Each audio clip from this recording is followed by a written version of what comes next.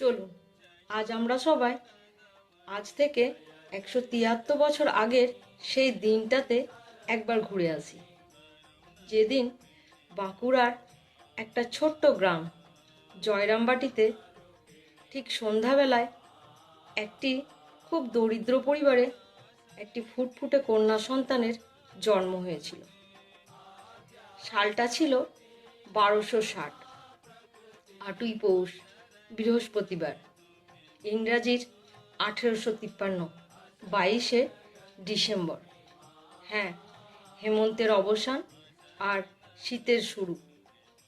এদিকে চাষিরা ঘরে ঘরে ধান তুলছেন। দক্ষিণায়নের শেষ, উত্তরায়ণের শুরু। হ্যাঁ, এরকমই একটা শুভক্ষণে তার আবির্ভাব।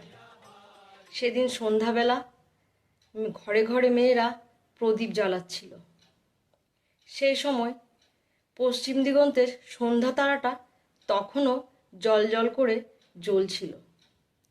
কৃষ্ণা সপ্তমীর চাঁদটা তখনও ওঠেনি, যেন কাউকে বরণ করার জন্য, বিশেষ কাউকে বরণ করার জন্য অপেক্ষা করছে।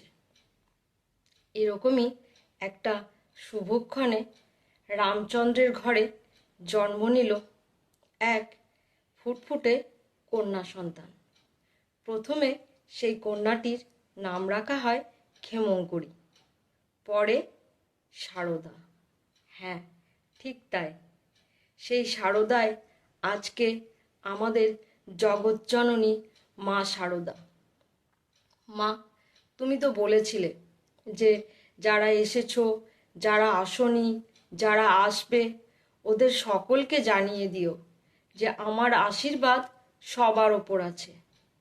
মা, আজকের এই শুভ জন্মতিথি দিবসে তুমি আরও একবার সমগ্র পৃথিবীবাসীর মাথায় তোমার সেই আশীর্বাদের হাতটা ছুঁইয়ে দাও মা। শুভ জন্মতিথি মা, সবাইকে ভালো রেখো।